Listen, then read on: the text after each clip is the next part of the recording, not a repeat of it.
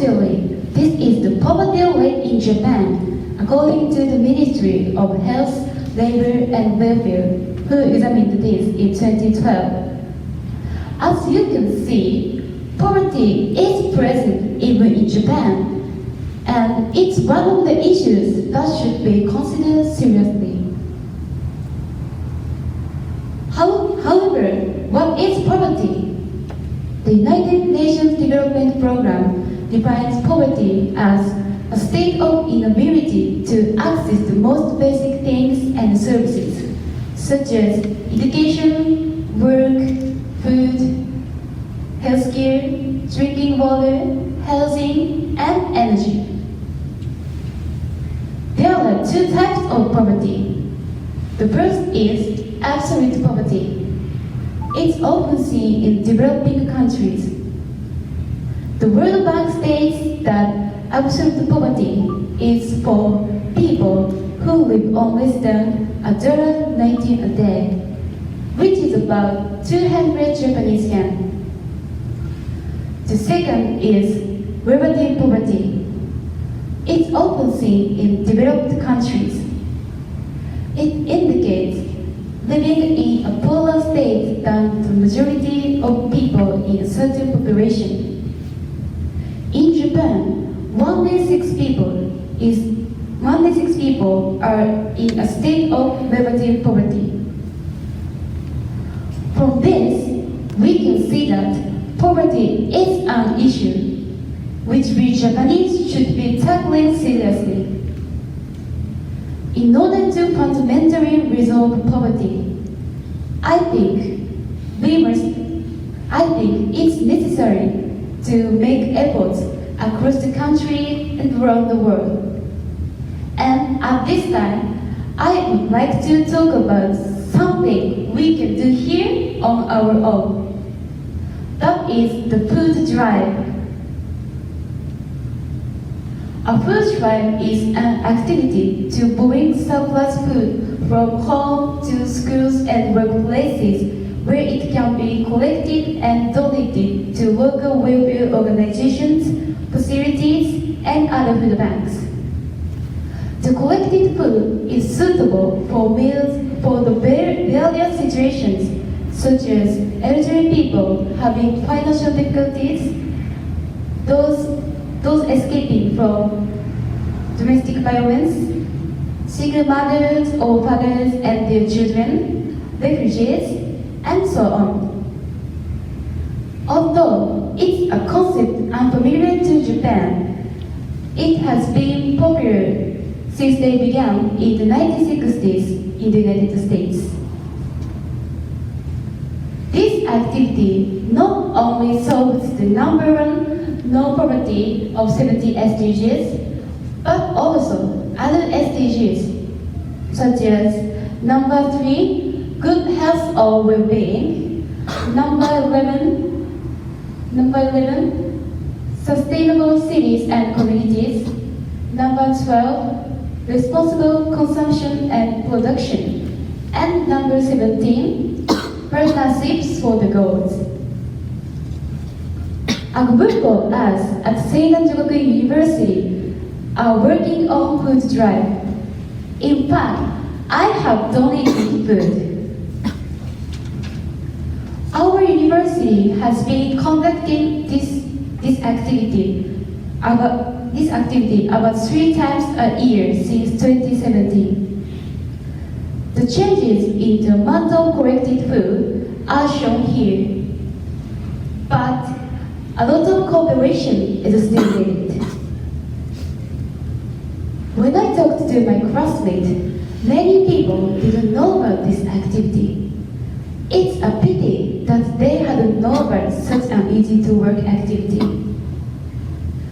As you can see, there are still lots of activities that are not known that we can work on. That's why we should start by knowing the current situations and activities to reduce poverty. Then, more and more people will know about such activities for reducing food waste and spreading this information gained on spreading the information gained on the social networks and so on. This will lead to an increase in the number of participants. Kitakyushu City, where I was born and raised, was selected by the OECD in April 2018 as the first model city in Asia for the promotion of SDGs. In addition, Kitakyushu City will work together with the entire community. Kitakyushu City holds many SDGs activities. And in order to achieve each goal by 2030, I think we must actively disseminate our activities as potential leaders and core members of the next generation. This food drive activity is just the beginning to reduce poverty. I have been working on other activities, and as a result of this, not only my classmates, but also my circle members and relatives have shared my experiences and information. I want to convey this information to others and expand my circle of activities. Why don't you work on an activity like this food drive too? Then, step by step, it will make it possible to end all poverty. Thank you for listening. I've been working with some wonderful children. I'm taking care of these special children through after-school daycare services. There are children with developmental disorders. Unfortunately, many people have the wrong impression of such children. But the United Nations said in its Sustainable Development Goal on reducing inequalities that by 2030, they seek to empower and promote the social, economic, and political inclusion of all people, irrespective of age, sex, disability, race, ethnicity, origin, religion, or economic status. So, I would like to correct the viewpoint and contribute to the inequality directed towards developmental disorders.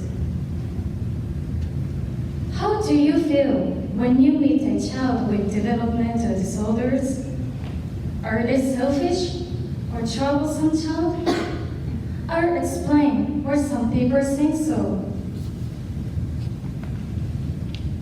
According to the American Psychiatric Association, such disorder involves an overall delay in development, such as mental retardation, a lack of progress in skill acquisition in a particular area, or the fact that there are many cognitive distortions in their normal development. There are many kinds of developmental disorders, but this time I would like to focus on autism, ADHD, and learning disabilities. Autism leads to an inability to understand people's feelings. ADHD, children with ADHD often forget things and are less stressed. Learning disabilities make it extremely difficult to learn in certain areas, such as listening, reading, writing, and calculating. It is believed that children are selfish and troubled because of such characteristics, and it is easy for them to be misunderstood. Children with developmental may not be able to adapt to school. They have problems, such as not being able to be understood by their homeroom teacher, not being able to keep up with the class, or difficulty with human relationships.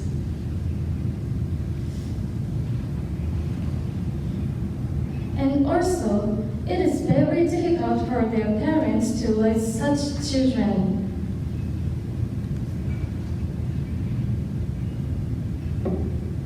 Such children on their own. So, how do we solve these problems? In the facilities where I work, there are 3 main support projects. One is the environmental adjustment, where we try to create a safe environment in which it is easy for them to spend time. Secondly, we offer counseling on how parents can help children with such disabilities.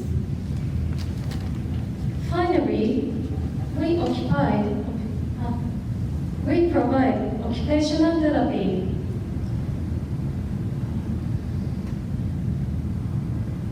Children learn themselves appropriate behaviors.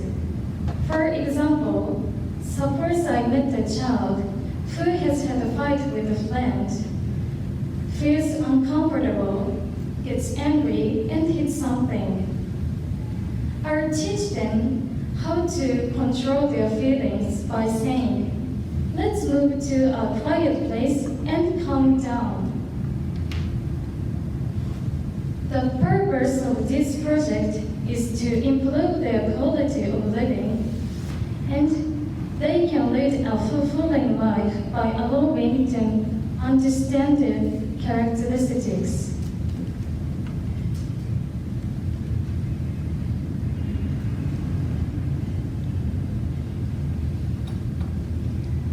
In the facilities, it has been 3 months since I started this job.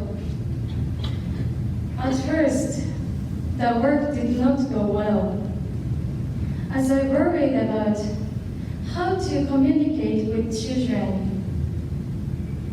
But the children were doing the same thing.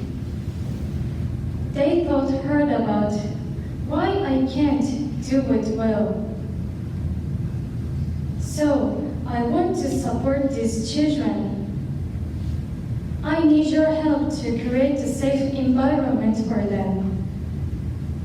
We do not difficult or complicated things. We only have to understand children's characteristics, and we only have to love them. When children are grown up, I hope they will find a society without the inequality, where the diverse personalities can be accepted. Let's create a new world that is full of compassion. Thank you for listening.